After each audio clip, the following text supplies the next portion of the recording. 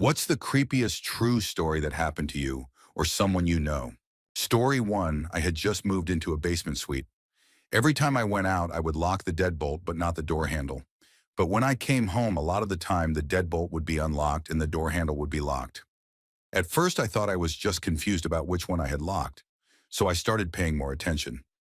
It kept happening, and I realized someone must be going in when I went out. I assumed it was the landlady and was annoyed, but did not say anything at first. Then one day I came home and found the wrong lock locked again.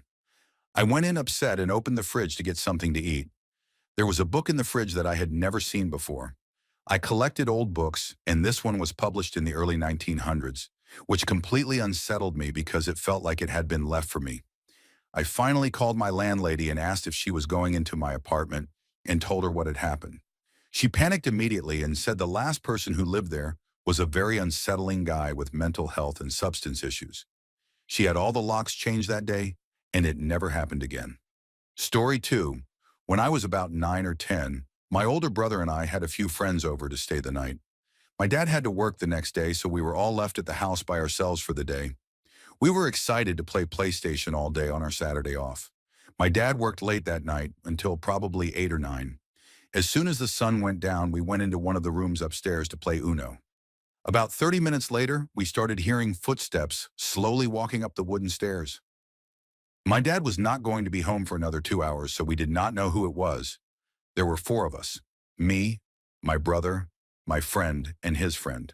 We took turns walking out of the room to see what it was, but before we could look down the dark stairs, we would hear what sounded like someone running down the stairs as fast as they could so they could not be seen. This continued for probably 2 hours, ending with all of us huddled in the room upstairs, with the door wedged shut with a chair until my dad got home. None of us were really believers in anything paranormal, but a child's imagination can be a powerful thing. Now, 15 years later, I still do not know what to make of it, but every one of us heard those footsteps walking up those dark stairs. I bring it up to my friend, who I am still friends with, and he remembers it just as vividly as I do. It still gives me chills just thinking about it. Story 3, I rented a cabin for a week with my significant other. On the first night there, we had spent the day visiting her family, which was the actual reason for our trip, had dinner, and she got pretty drunk. We got back to the cabin, and I carried my significant other inside, only to find all our bags opened and dumped onto the floor. This sent me into panic mode. I had not been drinking, and I routinely carry personal protection, so I checked the house carefully. I went through every room, the closets, and even under the bed, and found nothing. My significant other was still fast asleep, so I checked our belongings and nothing was missing. Everything had simply been dumped onto the floor. I looked around some more, and all the windows were locked, and the back door was even secured with the deadbolt. It really bothered me that there was no sign of a break-in. I knew I locked the place before I left, so either someone else had a key to the cabin or whoever it was still inside. Either way, I did not think I would be getting much sleep. It was too late to make other arrangements, and realistically, there was probably nothing to worry about. We had been gone all day from 9 in the morning until midnight, so whoever did it likely did it much earlier. Still, I could not shake the feeling. I went back in, covered my significant other, used the bathroom, set up a rocking chair facing the front door, and kept watch. I felt a little foolish sitting there, but I could not bring myself to stop. Sometime around 3 or 4 in the morning, I fell asleep. I woke up the next morning around 7, with the sun shining through. I startled myself because I had not meant to fall asleep, which scared me even more when I realized I was not holding my protection. I started looking around and saw it placed on the couch. I was completely confused. Then I noticed the front door was wide open. I immediately ran to check on my significant other, and thankfully she was still there and unharmed. I went back into the living room and noticed all the ammunition was gone. I went outside and looked around, but the car and everything else was still there, with no sign of anyone. When I walked back inside, I noticed the corner of the main living room rug was lifted. I checked underneath and saw it was covering the opening to the crawl space. That meant someone had been inside the cabin the entire time. I must have arrived while he was there, and he hid in the crawl space, then later came out, disarmed me, and walked straight out the front door. Story 4. I love to ride my bike along country roads. Not far from where I live is a tiny town called Three Oaks in Michigan. One Saturday, my wife was working and I had nothing to do, so I strapped my bike to my car and drove the hour to Three Oaks.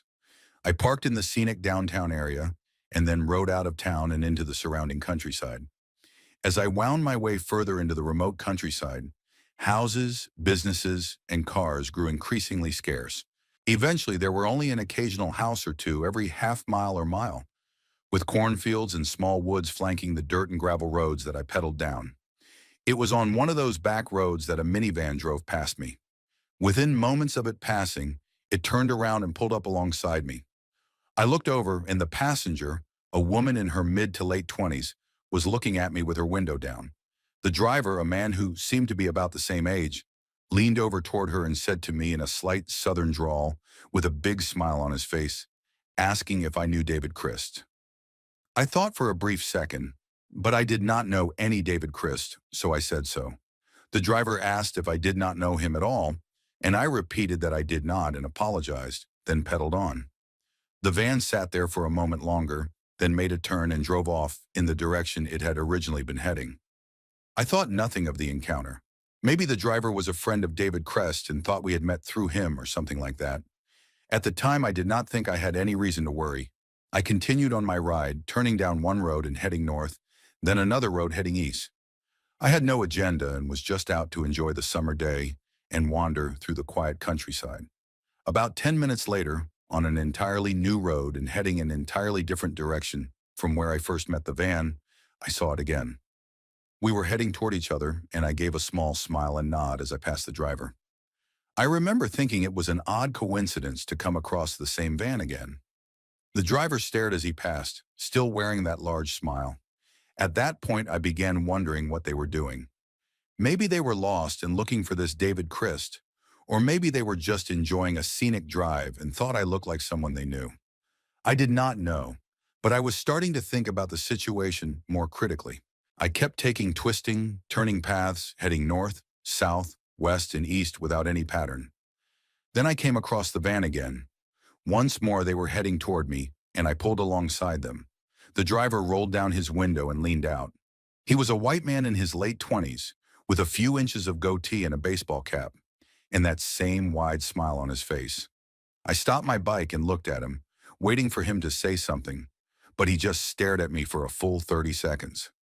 30 seconds does not sound long, but when a stranger flags you down and just stares at you, it feels endless. Finally, he spoke and asked again if I knew David Christ. This time there was no smile on his face. He just stared at me, and I wondered if he was joking, if he really did not remember asking me the same question earlier, or if something was seriously off. After a moment, I told him again that I did not know anyone by that name, and pedaled off down the road. That was when I realized how remote the area really was. I looked down the road ahead and did not see a single house along its entire length. I was boxed in by a cornfield on one side and a forest on the other. When I looked back, I saw the van slowly driving down the road away from me. It could not have been a coincidence that I had crossed paths with the same van 3 times while taking random roads in different directions. It made no sense unless they were deliberately driving around.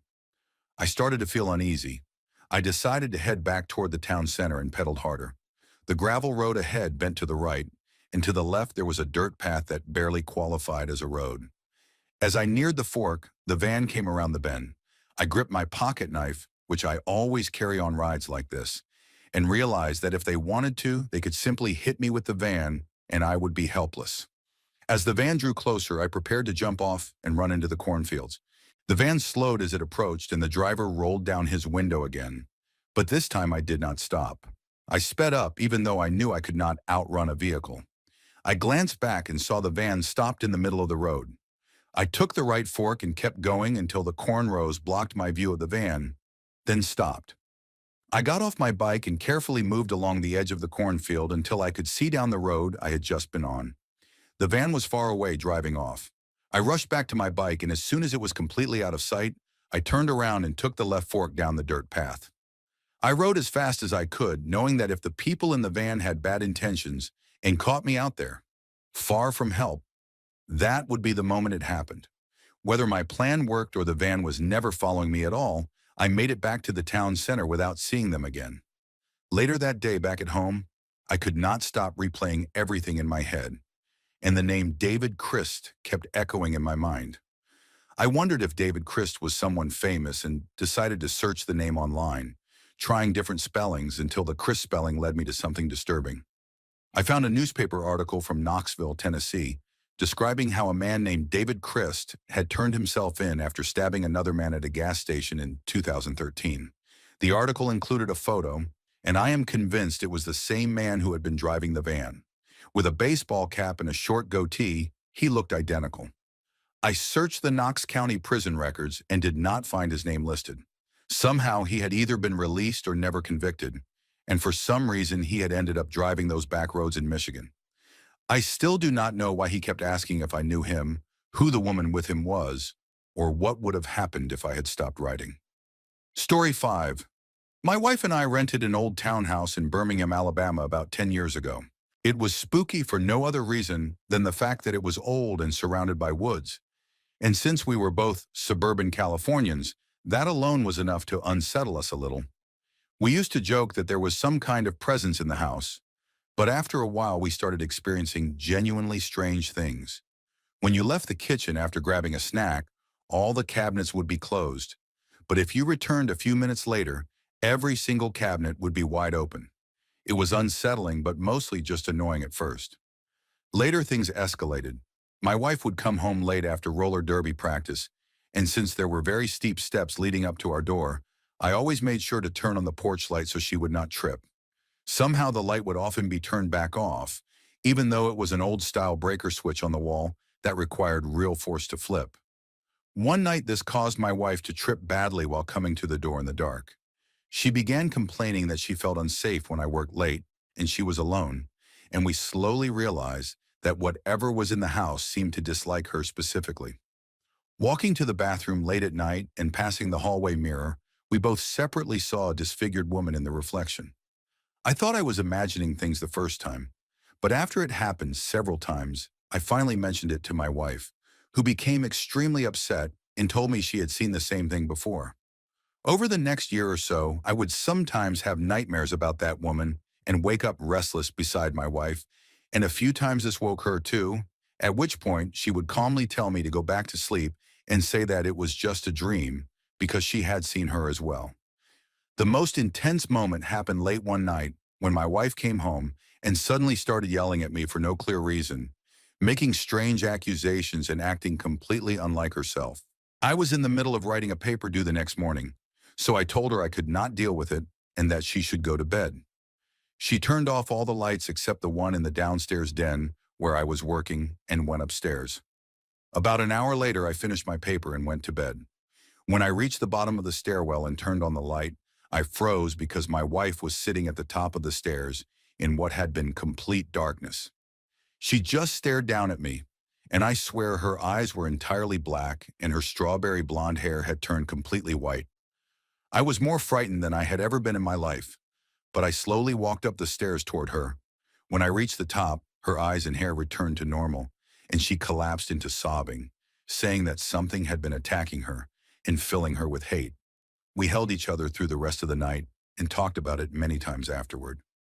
My wife believes she was possessed, and I believe it too. We live in California again now, have been married for 8.5 years, and nothing like that has ever happened again. Story 6. It was 2001, and my friend and I were both 17-year-old girls driving back to my house late one night after seeing a movie. I lived in a very rural area in Maine, about 20 minutes from the nearest town. As we drove down the highway through the woods, we passed a median where a car was sitting facing the wrong direction with all its lights off. Right after we passed it, the car flashed its lights, did a 3-point turn, and started driving behind us. We laughed nervously and joked that it must be some kind of gang initiation and that we were about to be murdered, even though this was Maine, and that idea felt ridiculous at the time. The turnoff from my road was a few miles away, and the car stayed behind us the entire time. When we made the left turn onto my road, the car continued straight down the highway, and we felt immediate relief. About 30 seconds later, though, we realized the car must have backed up on the highway and turned after us. That was when we started to worry. There was still one more road to turn down before reaching my house, deep in the woods, and once again the car backed up and followed us. At that point, we were truly scared. I had a long driveway and the car followed us all the way into it, nearly up to my house, which had all the lights on because my mom was home. We ran inside just in time to see the mysterious car reverse back down the driveway and drive away. To this day, we still have no idea why that car followed us, whether they thought we were someone else or had bad intentions and changed their mind when they saw the house lights. Since we only ever saw the front of the car, we never got a license plate number or any better description than that it was a blue car. Story 7. This happened around 1995, during my freshman year of middle school in 6th grade. Once a week, there was a group therapy session with developmentally delayed kids that involved doing crafts, playing with building blocks, or watching a movie together. The group was half typical kids and half developmentally delayed kids, and the typical kids could sign up voluntarily. I signed up almost immediately because it meant getting out of history class once a week.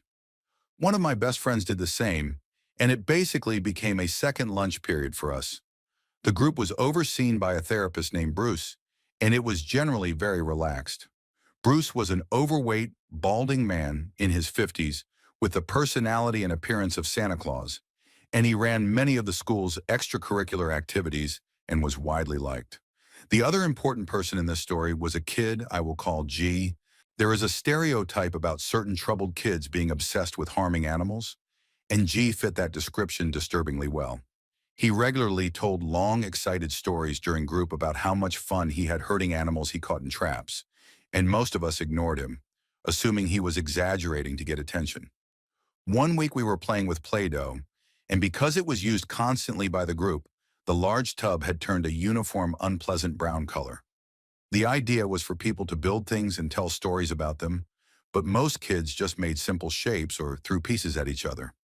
G, however, created a large flat base with 4 thick pillars at the corners and eventually tried to add a roof, which would not stay up. The typical kids were allowed to leave a few minutes early to get to the next class, and I left during cleanup while Bruce and the group were smashing Play-Doh creations and throwing pieces back into the tub. When I got to my next class, the teacher was missing, and nobody knew why. About 10 minutes later, she arrived looking shaken and would only say that something had happened that required staff attention. Naturally, we speculated wildly. A few hours later, I ran into my friend from the therapy group, who looked extremely disturbed. He eventually told me that the group had been canceled indefinitely. After pressing him, he explained that during cleanup, the Play-Doh had to be smashed back into the tub, something the group enjoyed. G's structure was one of the last to be destroyed. He smashed 2 of the pillars, encouraged another kid to smash a third, and then dared Bruce to smash the last pillar as hard as he could. That last pillar contained a pocket knife. I never saw Bruce or G ever again. Story 8. When I was around 14 years old, I loved going for runs with my Shepherd and Lab mix. I lived in a quiet, clean suburban neighborhood that sat next to a large stretch of pasture used by about 10 horses, roughly 40 acres in size. A bike path ran between the pasture and my neighborhood, and that was usually where I ran. One night I decided to go out with my dog around 10 in the evening. It might not sound like the smartest decision, but I had spent many nights biking and rollerblading around the neighborhood with friends, so I did not think much of the late hour. I was running down the bike path with my dog, who was a big but extremely friendly animal, when I noticed a dark shape a short distance ahead of us. Because it was nearly pitch black, I could barely make it out and assumed it was just a garbage bag. As we got closer, my dog suddenly perked up his ears, his hair stood on end, and he started growling, something he almost never did since he loved practically everything. I stopped running and stared as the supposed garbage bag began to move. At 14 years old, I did not immediately understand what I was seeing, but when it stood up, I realized it was a man, and he immediately started running toward us. My dog turned around and took off, pulling me along behind him. We reached a street, then he darted down it, pulled me into a dark alley, then another street, then another alley, until we somehow lost the man. I am convinced my dog saved my life. The man may not have been a killer, but about 2 days later, a dangerous ex-offender was arrested in our neighborhood. which only reinforced how close that encounter may have been. Story 9. Back in the 1970s, my grandfather dropped my grandmother, my mom, and her two sisters off to go shopping on his way to work. Since he could not pick them up later, they decided to hitchhike home. At the time, my mom was around 10 or 11 years old, her middle sister was about 7 or 8, and the youngest was only about a year old. They were picked up by a man driving a pickup truck, and they all sat in the back seat with one of them holding the baby. My grandmother gave directions to their house from the highway, but the driver ignored her and passed their exit, claiming he needed to make a stop first. He did not say much else during the drive, but my mom remembers my grandmother becoming very quiet and visibly nervous. Eventually, they arrived at a farm, and the driver told them to wait in the truck while he went inside the house.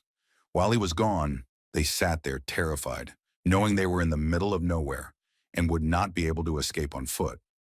A few minutes later, the driver came back out with another man who looked into the truck and noticed the baby. He immediately became angry, yelling that the driver should not have brought a baby back and that they were not going to do anything with her, along with other disturbing statements. He ordered the driver to get them away from the farm. The driver returned to the truck, apologized, and drove them back onto the highway in complete silence. My grandmother, normally a very intelligent woman, had him drive directly to their house, likely because she had already given him the address earlier. They lived there for several more years and never saw either of those men again. Story 10. I was 16 years old and had just gotten my driver's license. It was a Friday after school, and I was hanging out with some friends from another school district, along with my girlfriend and her best friend. We all lived in small rural towns with nothing within a 40-mile radius except a Walmart and a couple of gas stations. Since there was nothing to do, we used to go what we jokingly called ghost hunting, which mostly meant exploring abandoned buildings. None of us really expected anything supernatural to happen, but it gave us something to do together. I had seen an abandoned house off a highway a few times and suggested we check it out, and everyone agreed. We stopped at Walmart to buy flashlights and batteries, and I picked up extra batteries for my camera. We had a habit of keeping the batteries that came with flashlights as emergency backups because they never seemed to last long. Armed with flashlights, batteries, and energy drinks, we headed out. The house was 2 stories tall with a basement and sat about half a mile off the highway in the middle of a massive field. You could see it clearly on the hill during the walk, and just seeing it under the moonlight was unsettling. A collapsed barn sat about 50 yards off to one side. The closer we got, the stranger the atmosphere felt. The front porch steps were broken, so we had to climb up and step over debris left by others who had vandalized the place. As we walked through the living room toward the kitchen, my girlfriend said she felt someone tugging on the hood of her sweatshirt, but I was several feet behind her and knew it was not me. I assumed she was either frightened or trying to scare everyone. As we headed upstairs, she suddenly gasped and spun around again, insisting her hood had been pulled and accusing me of messing with her. I promised it was not me, and we continued while taking pictures. At the top of the stairs, I noticed a large opening leading to the attic and took a couple of photos as we approached. We checked the attic first, finding only an old ladder and a broken crate, then returned to the second floor disappointed. At that point, I was the only one with a flashlight on, so everyone followed me down a hallway to a room at the end. The room felt unusually breezy, and just after the last person stepped inside, my flashlight suddenly went out, even though it was still switched on. Almost immediately, my girlfriend and her friends said their phones had died, and when the others tried their flashlights, none of them worked either. I pulled out my camera, but the screen showed a dead battery warning, even though it had been nearly full. We panicked and rushed out of the room, and as soon as we reached the stairs, everything turned back on. We hurried downstairs and decided to leave through a basement exit instead of the broken porch. The basement turned out to be a maze, overgrown and unsettling, and after forcing our way outside, about 200 yards from the house, we heard a loud metallic noise followed by something rolling down the basement steps. We ran back to the car as fast as we could. Later, while reviewing the photos, everything looked normal except one picture of the attic, where a thick white mist appeared over the opening. No one had been breathing near it, and no one smoked. Even now, thinking about it still gives me chills, and when I shared the photo online, many people said it was one of the most unsettling images they had seen. Story 11. Once, when I was a teenager, I was leaving a fast food drive-through when someone in an old Bronco started following me. At first, I thought it was a road rage situation, so I did an apologetic wave and tried to let him pass. But instead, he swerved toward me like he was trying to hit my car. He pulled up alongside me and started screaming out the window, completely incoherent with rage, continuing to swerve at me over and over. This was before the days of cell phones, and I was in an unfamiliar part of town. I was driving a Firebird and tried to outrun him, but he ran red lights and made reckless turns to keep up with me. Eventually, I ended up in a dead end, and he pulled his truck across the road to block it. There were deep ditches on both sides, so I was trapped. He got out and began yanking at my door handle while pounding on the windows, his face inches from mine, screaming in a way that felt unhinged, like he could not even really see me. Shaking and crying, I turned on the interior light so he could see I was just a teenage girl and not whoever he thought I was. Instead, he jumped onto my hood and started pounding on the windshield, leaving thick white drool smeared across the glass. I was screaming uncontrollably when he suddenly stopped, held up one finger like he wanted me to wait, and hurried back to his truck. The moment he turned away, I floored the gas, drove straight into the ditch, and kept driving wildly for about 45 minutes until I was certain I had lost him. I never found out what his problem was. My mother believed I had made the whole thing up to explain the damage to my car, and even now she still seems hesitant to fully believe me. Story 12. This happened in the East End of London, which was a very rough area. A friend and I were around 13 years old and were playing football after school in a small park that was really just a patch of grass, maybe 20 by 40 meters. It was getting dark, probably around 6 in the evening during autumn. A man approached us who looked to be about 50 years old. He was on crutches, had tattoos on his face, weathered skin, and an overall unsettling appearance. He spoke directly to me and asked if he could use my phone to tell his friend Tom that he was at the park, speaking in a strange and unsettling way. We were street-smart kids and immediately sensed danger, so I said no. We both started running out of the park, which seemed to catch him off guard, because he tried to stop us and even jogged after us until we reached one of the exits. We ran for about 45 seconds until we reached a busy area. From there, we could still see the park since it was a straight road. And when I looked back, I saw another man at the exit we had just used, aggressively talking to the man who approached us. That man was pointing in our direction, and notably, he was no longer using his crutches. I assumed the second man was Tom. Almost immediately, 3 more men walked over to them, all appearing to come from the only other exit of the park. All 5 of them looked similar, all around 50 years old and deeply unsettling. The fact that 5 men appeared at the exact spot where we had been playing within about a minute was terrifying. The original man continued pointing in our direction while there was shouting between them. At that point, my friend and I ran as fast as we could, completely shaken. I love London, but some places there can be genuinely frightening, even during the day. It was clear they were planning something, and given our age, it did not feel like a simple robbery. It still terrifies me to think about what might have happened if we had stayed. Story 13. When my wife was in college, she took a philosophy class one evening. On the first day, everyone introduced themselves, and it turned out she was sitting next to a police officer who was taking the class for professional advancement. He was an active duty officer. This made her feel safer because she is small and it was a night class. They became casual friends in the sense that people sitting next to each other do, and he agreed to walk her to her car after class because the school was not in the best area. Around midterms, he suddenly stopped showing up to class. She was confused but assumed something in his life had come up. A few weeks later, we were at her parents' house when her mother asked if we had heard about the police officer who had been arrested. We had not, so she explained that an officer had been pulling women over and assaulting them in their cars. We lived in a small town that quickly became very rural, which meant no one was around when these incidents occurred. It turned out that the officer responsible was the same man who had been walking my wife to her car after class each week. The reason he stopped attending class was because he had been arrested. Story 14. The creepiest story I have ever heard came from my grandfather. Until communism began to collapse in my country, around 1988, he lived on a farm with my grandmother about 20 kilometers from the city. There was a strange car that would regularly sit on the road separating their farm from the neighboring property, often staying there all night. There were always two people inside, and my grandfather remembered seeing cigarette smoke drifting from the car on cold nights.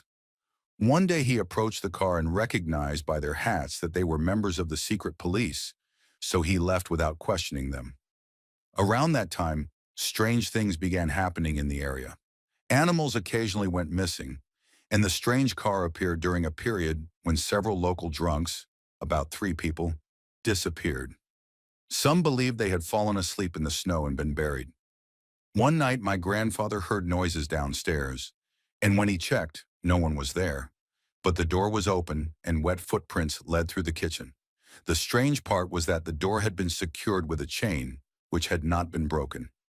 A few weeks later, during the night, my grandparents heard gunshots coming from the neighboring farm, followed by many secret police vehicles arriving. After that, the strange car stopped appearing. Later, it emerged that the neighboring farm was home to a small cult suspected of performing disturbing rituals. According to a friend of my grandfather who worked in the police, they found a small cache of weapons and dismembered remains arranged in a peculiar way. To this day, my grandfather believes the night someone entered the house was either a secret police agent checking the property or one of the cult members searching for another victim. They sold the farm 2 years later and never looked back. Story 15. My mom's side of the family was always very into paranormal things, tarot cards, seances, contacting dead relatives, psychics, all of it. For some background, most of my mom's family never had children, and her aunt, I am not even sure what exact relation that makes her to me, went to a psychic when my mom was 10 years old. She was told that only one girl in the family would ever be able to have a child, that there would be only one child, that it would be a boy, and that he would be born after many years of trying and failure. Apparently, things later went badly, and all of these seances stopped after one serious incident that I was never fully told about. My mom eventually grew up, met my dad, and after 14 years of trying to conceive, they almost gave up. But then I came along, which is funny because even now I am never on time to anything.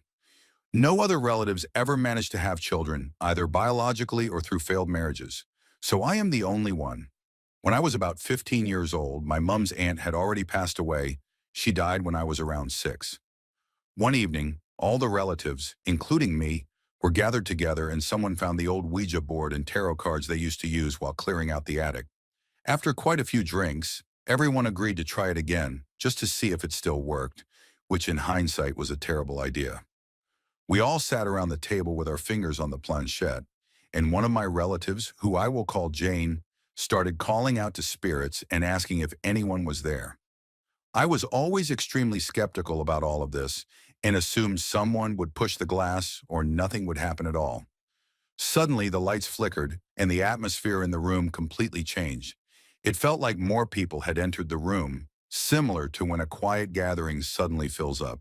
Jane started asking who was there and how many spirits were present, and it supposedly came through that there were 5 spirits, 3 distant relatives I had never heard of, my mom's aunt who had predicted my birth, and a friend of hers who knew the family. People asked questions that no one else should have known, and the answers were correct, even after people who knew the answers removed their fingers to test it. It was creepy but also strangely fascinating.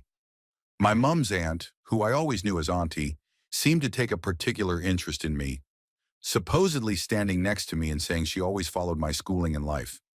After about an hour, the lights flickered again. The room turned ice cold and the atmosphere became heavy, like walking into a room where people have just been arguing intensely. The planchette suddenly started moving wildly in fast circles, and everyone wanted to stop because it felt like things were getting too intense, just like they used to before everything stopped years ago. We packed everything away, but the room stayed cold and the atmosphere never returned to normal. Over the next hour, the feeling only grew worse, and around 11:30 in the evening, Jane finally said out loud that it felt like something was there with us that was not family. By that point, I was terrified and wanted to leave immediately, but the older relatives insisted that the best thing to do was bring the board back out and try to communicate with whatever was there. The board came back out, the planchette was placed again, and I was told I had to keep my finger on it or I would be at risk. Jane asked if anyone was there, and the planchette immediately went wild again. After more questions, it came through that the spirit was named Walter, was not a family member, and had no connection to anyone we had spoken to earlier. That made everything much worse. My aunt begged it to leave the house, and suddenly the lights flickered violently, the planchette flew off the table and smashed into the wall near the sink. The taps turned on by themselves, and the lights continued flickering. Everyone was completely panicked. My mom and Nan were crying, Jane was sobbing, another relative was kneeling and praying, and my granddad stood next to me and calmly said it would be all right, that something like this had happened before. After what felt like an eternity, though it was probably only about 15 seconds, we all smelled a faint perfume. The lights stopped flickering, the temperature returned to normal, and the atmosphere instantly lifted, like everything had suddenly ended. We all left immediately, and Jane and her husband stayed in a hotel that night because they were too afraid to sleep there. We never used a Ouija board or anything like that again. I later found out the perfume we smelled was Coco Chanel, which had been my mom's aunt's favorite, and the family believes she came back to stop whatever it was. Ever since then, I have been a firm believer in the paranormal, despite being raised as an atheist. And whenever anyone jokes about ghosts or spirits, I always warn them never to mess with things like that. Story 16. When I was in college, I lived in what was considered a fairly safe apartment complex. You needed a gate clicker to enter by car, and the pedestrian gate required a code. All doors had deadbolts, and the sliding patio door had multiple locks. When the complex went under new management, the pedestrian gate code stopped working, meaning anyone could push it open. In mid-October, a note was sent to all residents saying a new gate code would be issued in the coming days and warning everyone to keep their doors locked due to suspicious behavior. The following week, another notice went out describing a man who had been seen peering over balconies and looking through windows, but the gate code still had not been fixed. On Halloween night, I distinctly remember locking my deadbolt after coming home because I had friends staying over, and I always locked my door anyway since I lived alone. The next morning, my door was unlocked. I asked my friends if anyone had gone outside during the night, and they all said no.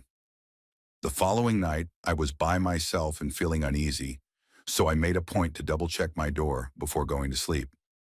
When I woke up the next morning, the door was unlocked again. I started to panic and search my apartment for anything missing or any sign that someone had been inside, but nothing seemed disturbed. By the third night, I was absolutely certain I had locked the door and checked the sliding door locks as well. Around 5:30 or 6 in the morning, my cat became restless, so I put her in the living room while I tried to sleep a bit longer. A few minutes later, she started making strange noises, so I went into the living room and heard a dull thudding sound. I looked at my door and saw that it was unlocked again. At that point, I was terrified. I called the apartment manager, had them inspect my unit to make sure there was no obvious entry point, and had all the locks changed. It never happened again, but I am almost certain someone had been entering my apartment while I was asleep and watching me, even though part of me still wonders if I was just being paranoid. I know for a fact that I locked my door all 3 nights.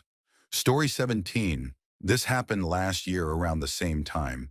I was living in a different city, and a friend of mine, someone I had known casually for about 14 years, had recently gone through a divorce and was living in the same community. He had only moved there about a year earlier, and we would occasionally spend time together. About a week before I was scheduled to move to a new city for a job, he told me he had an interview in another city. I called him afterward, and he said it went very well and that he would stay an extra day to help speed up the hiring process with paperwork. A week passed, and I was busy packing and moving, but I never heard from him again. I still had a couple of his belongings, so I left them on his patio before I moved. After relocating, I tried calling him repeatedly, but he never answered. I contacted his brother through social media, and the only response I received was a thumbs-up icon when I asked about him. Eventually, I called my friend from a different number he did not recognize, and he answered. When I asked what was going on, the situation became even stranger. He began acting as if he was me, claiming his name was something completely unrelated and sounding confused when I asked about his own identity. I was so unsettled by the conversation that I completely cut off contact and decided it was best not to pursue it further. Later, I asked some of our mutual friends, and they said they had not been in contact with him for several years either. I worried briefly about identity theft, but I never found any evidence of that. The entire situation still gives me chills and makes me wonder how many people live seemingly normal lives before suddenly disappearing from everyone they know. Story 18. My mom grew up in a very isolated rural family in northern Alberta. My grandparents were extremely poor and very religious, and blind obedience was a major part of her upbringing. Both of her parents worked, and most of her siblings did as well. This story happened when my mom was around 10 or 11 years old.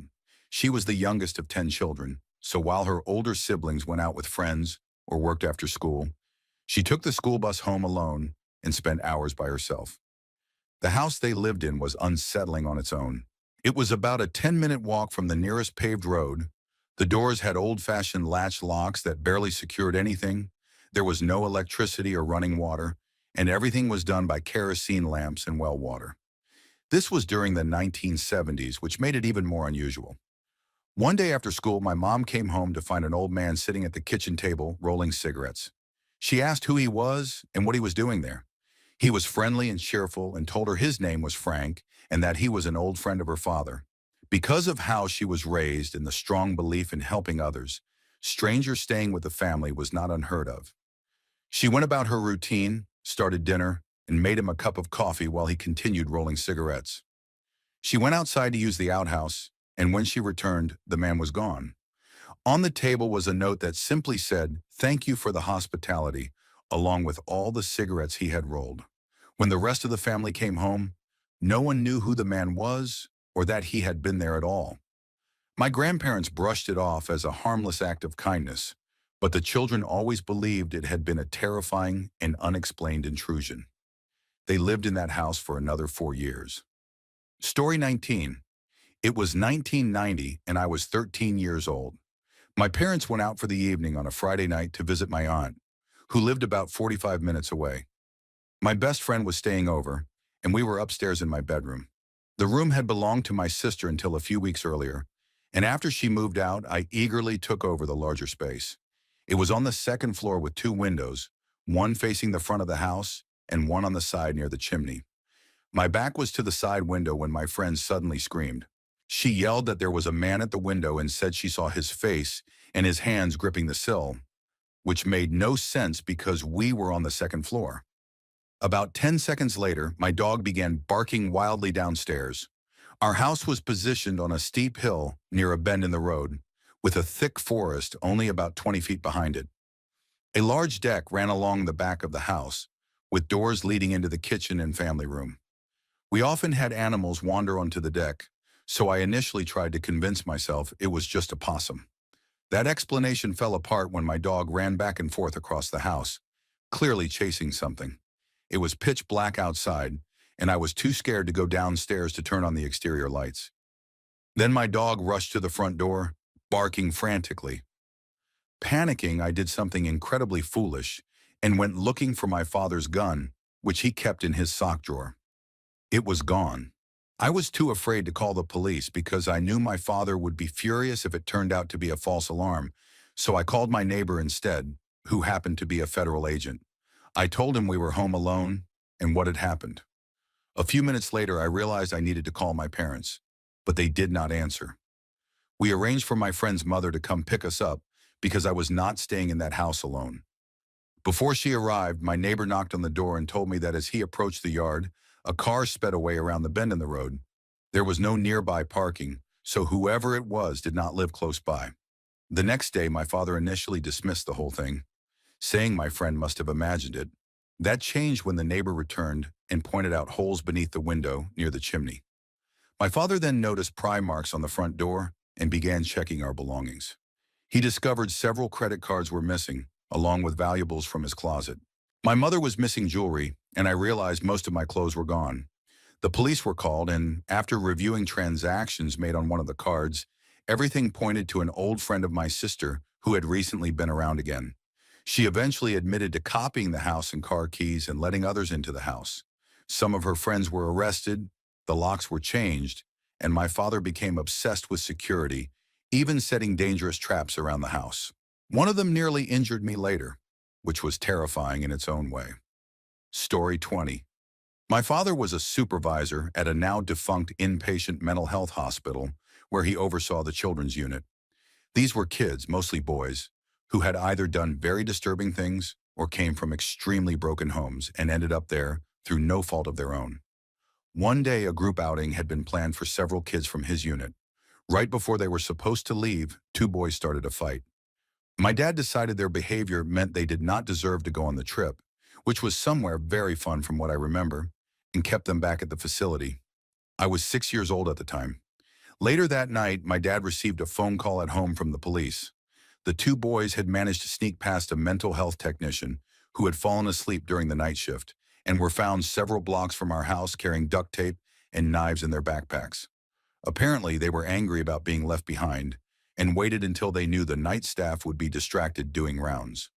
They had broken into my dad's office, found his home address, and saw a photo of me on his desk. They later admitted directly to my father that they had planned to break into our home and harm me. The police picked them up because they were too young, around 14 or 15 years old, to be out that late. My dad quit his job a few weeks later, and we moved across the country. Story 21. About a year ago, my husband and I acquired several belongings that had once belonged to a famous bass player who died in the 1980s. After bringing these items into our apartment, strange things began happening. Doors would open on their own. Our dog would track something invisible with her eyes while the hair on her back stood up, and objects would slide or shoot off counters by themselves. The incident that stands out the most happened early one morning after my husband had already left for work. It was just me, our baby, and the dog. The dog was asleep in our bedroom, and the baby was in her activity seat while I made breakfast. I heard a sound like a paper bag crinkling and went to check on the baby, thinking she had somehow grabbed something she should not have. When I entered the room, the baby was staring intently at my husband's computer chair, which was spinning rapidly, the same way you would spin a chair to make someone dizzy. The baby was nowhere near it, and we had a wall air conditioning unit, so there was no airflow that could explain it. As I walked toward the chair, it stopped abruptly. Sitting on it was a crushed paper bag. We came to believe it was the presence of the bass player lingering with us. We never felt threatened, and we even spoke to him by name when strange things happened. We made a habit of playing his music in the evenings. Since moving to a new place, nothing unusual has happened, and honestly, we sometimes miss the feeling that he was there. Story 22. My sister lived in Fargo, North Dakota for a short time and moved into a downtown apartment. From the very first night, something felt off. When she met the neighbors, they seemed shocked that someone was living there already. When she asked what they meant, they brushed it off and said it was not a big deal. The first few nights in the apartment were filled with strange noises, which my parents and I initially assumed were just her imagination.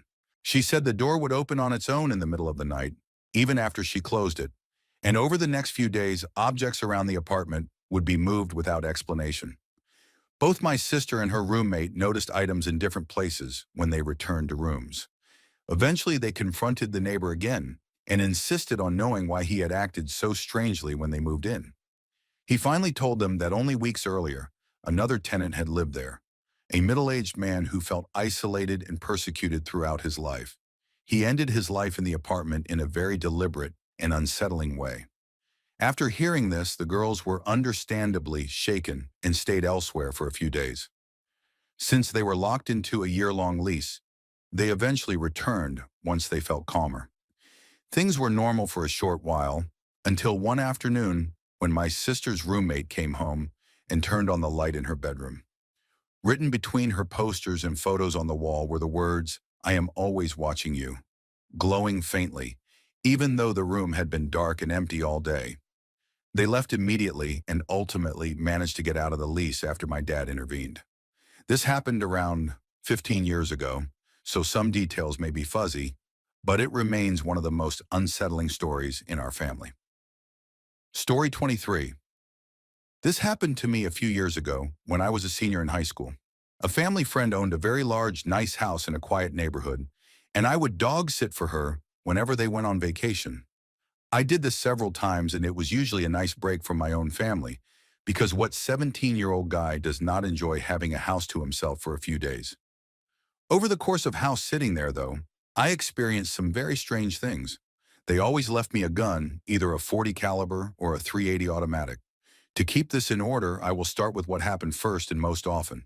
They had a motion sensor light on the back patio, and most nights around midnight or 1 in the morning, the light would turn on, then off, then back on again repeatedly for about 30 minutes. The dogs would get extremely agitated, with their hair standing on end, and I was never able to explain it. The third time I stayed there, after having already dealt with that issue several times, I went to leave in the morning, and something immediately felt wrong. I got into the car they had loaned me and noticed the passenger door was slightly open. The glove box had clearly been rummaged through, the center console was not fully closed, and receipts were scattered around. Nothing was missing, but it was obvious someone had been in the car. The final incident happened just a few nights later, and is the one I still cannot explain. At that time, I was training to lose weight so I could join the Army, and late-night runs were normal for me. I stretched, got ready, put in my headphones, and stepped out onto the front porch. I looked to the left and saw the door to their camper standing wide open. Completely panicked, I slowly stepped back inside, backed up the stairs into the master bedroom, grabbed the .40 caliber, chambered it, and went back outside. I turned on the flashlight and carefully checked the camper. There was no one there, nothing missing, and nothing disturbed beyond the open door. Things had clearly been moved and opened, but nothing had been taken, and it scared me more than anything else that happened there. Story 24. Some friends and I were exploring what was supposed to be a haunted house out in the countryside. We brought baseball bats and golf clubs, jokingly thinking they would help if anything happened. I recorded the entire thing on my phone as we entered. At first, it was just a typical rundown, creepy old house. Then we went upstairs and started looking around. In a large closet, we found a chair chained to the floor. While we were still processing that, we heard tapping coming from the attic, and everyone froze to listen. Along with the tapping, there was a faint hissing or wheezing sound coming from above us. One of my friends used his baseball bat to hit the ceiling. Knock, knock, knock. A pause. Then tap, tap, tap. Something answered back. By that point, most people were already halfway down the stairs and wanted to leave. One friend was not satisfied and insisted on seeing what was up there. He knocked open a small ceiling door with the bat and stuck it up through the opening. Something yanked the bat straight out of his hands. Everyone panicked and ran, tripping over each other to get out of the house. When we reached the road and looked back, we saw a single candle lit in an upstairs room we had been in less than a minute earlier. As soon as we all clearly saw it, the candle went out. Later, when I reviewed the video, there were several unsettling details. As soon as we reached the top of the stairs, the camera began skipping and jumping every few seconds, which had never happened before. There was a small hole in the ceiling, and in it you could see a reflection that looked exactly like the camera light reflecting off an eye in the dark. If you watch closely, the reflection appears to blink and then move. As soon as we went back downstairs, the camera stopped skipping. The candle we saw from the road did not appear on the video at all. A few weeks later, other friends wanted to explore the house, but no one who had been there before was willing to go back, and they were too scared to go alone. Story 25. A friend and I were driving home from the movies and had to pass through a rural stretch of road about 20 minutes from my house. As we drove along it, a car pulled out from what I thought was a dirt road leading into the woods. The car crept up right behind us, then slowed down, backed off slightly, and then moved right back up behind us again. At one point, the car turned on its high beams, and we assumed it was a police vehicle, so we slowed down and started pulling over. That was when I realized it was not a police car at all. As we were pulled over, the car slowed down too and lightly bumped into the back of my friend's car, almost as if the driver had misjudged the distance. That was when we decided to get back on the road and head toward a more populated area. The strange back and forth continued through the city for another 20 minutes. Eventually, my friend, who was not a small guy and had a short temper, had enough. He pulled into a random driveway, shut off the car, and jumped out. I hesitated but got out a few seconds later. The other car slowed to a crawl, turned off its high beams, and we could finally see inside. There were 4 teenagers, clearly very intoxicated, with the windows down and loud music playing. As they rolled past us, we realized the three passengers were holding sock puppets and aggressively making them dance along to the song. The sudden shift from pure fear to overwhelming relief made me completely lose it, and my friend has never let me forget that moment. Story 26. I used to work as a cashier at a BP gas station right off the interstate. It doubled as a truck stop and was open 24 hours a day. I had worked there for about a year, so I was fairly comfortable with the job and used to working night shifts alone, even though I was a smaller woman. One night I was working as usual, and it was around 1 in the morning when a pickup truck pulled in. Three people got out and came inside. Two men wearing camouflage and a woman wearing jeans and a sweater. The men talked quietly with the woman just outside the door before they entered. Then all three came straight up to the counter and asked for cigarettes. While one man was paying, the other walked off toward the drinks. When I looked at the woman, I noticed she had a look of pure panic on her face. I immediately felt in my gut that something was wrong. We made eye contact and she silently mouthed the words, "Help me." Right after that, the man grabbed his cigarettes with one hand and the woman's arm with the other and shouted to his friend that they were ready to go. I was only 19 and did not know what to do in that moment, so I waited until they walked out and then reached under the counter and hit the panic button. About 5 to 10 minutes later, the police arrived. I told them exactly what happened, and after reviewing the security footage, they told me they were already investigating a kidnapping involving a vehicle matching that description. I told them which direction the truck went on the interstate, and most of the officers left immediately to pursue it, while one stayed behind to take my statement. I never found out if they caught them. Story 27. This happened a few months ago.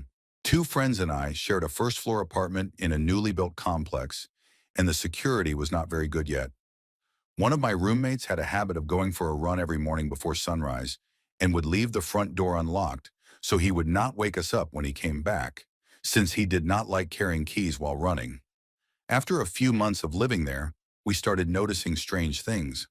Food left over from the night before would mysteriously disappear.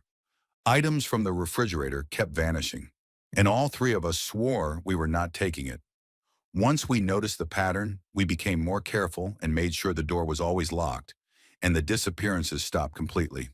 One morning, though, when my roommate went for a run and left the door unlocked again, I woke up to get a glass of water. When I walked into the kitchen, there was an elderly woman in shabby clothes standing there eating our food. I screamed and ran back to wake my other roommate, and she immediately ran out the front door. Later, we found out she was a homeless woman who lived across the street, and every morning when the door was left unlocked, she would come in and eat while we were asleep. We did not call the police because she never stole anything beyond food. Instead, we asked her to stop entering the apartment and offered to give her food when we had extra, which she happily agreed to. Story 28. When my mom was in her mid-20s and living by herself, she had a stalker. One winter night, as she was walking to her car to go to a Christmas party, she thought she heard something near the neighbor's fence. She looked over but did not see anything and hurried into her car, backed out of the driveway and left. The next morning, while heading to work, she noticed footprints leading up to her windows.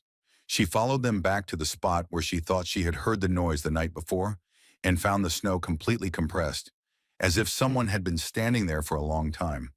She reported it to the police, but there was not much they could do because no crime had technically occurred, and there was no way to identify a suspect.